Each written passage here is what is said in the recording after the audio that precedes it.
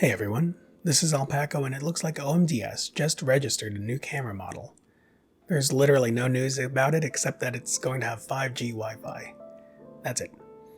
That's the news. I don't really do rumor mills very much. I guess some people do find it fun though. I do. I know I do. But while we're talking about the new Olympus model, I figured I'd say a piece about what I'm expecting. First, the naming convention. While I do follow it easily and most Olympus users understand them, I do think maybe it's time to simplify that a bit. I did hear that they were planning to simplify the model names, and this could be a good time. It will truly signify the transfer of ownership. I think simply naming the camera OM1 would be straightforward. The D means digital, and well, they haven't made analog cameras in a long time.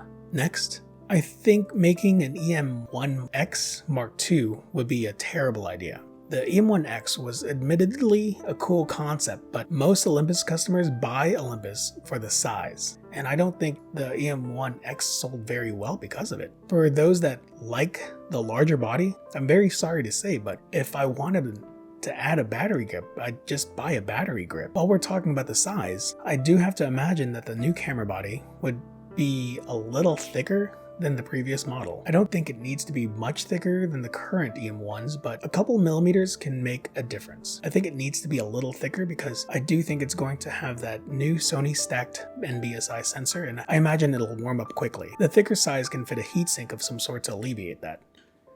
I know a lot of people really don't believe in OMDS, and a whole lot of people hate on Olympus, but the truth of the matter is we wouldn't even have mirrorless cameras if it wasn't for Olympus. We wouldn't have IBIS, there wouldn't be a high resolution mode, there wouldn't be a flippy screen on interchangeable cameras. There's still a lot of features that Olympus has that no one else does, minus maybe one or two cameras. Olympus is the only camera that has live composite on all their cameras. Panasonic only has it on two of their models, the S5 and the G9 currently.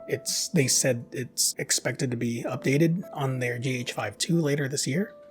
Why it's not on their G9 makes little sense to me. Olympus also has Live ND, which is an awesome feature, but I will never use it. But I love the concept of it because there's no other company that does it. They also have Star autofocus, which is incredible if you're a stargazer. The E-M1 Mark II is already a pro sports camera. The Canon R3 and the Sony A1 are being hyped as sports photography cameras that can shoot at 30 frames per second. That's impressive. But the E-M1 II, for less than $700, can shoot at 60 frames per second. Sure, the buffer will fill faster, but it's still a whole lot of frames and it's a whole lot cheaper.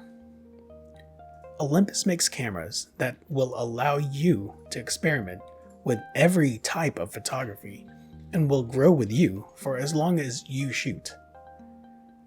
These neat little features are what make the Micro Four Thirds system fun, and I hope the next generation add a whole slew of cool tricks that are harder to do on larger sensors. Photography used to be fun and about doing something for yourself and finding out what you liked. For me, it was almost like therapy, a way to quiet my headspace for a moment. Thanks for taking the time to listen to me talk about a rumor that has no information on an upcoming camera. I hope you use your camera for more than just YouTube or work. I hope you use it for you to grow personally. Have a great day.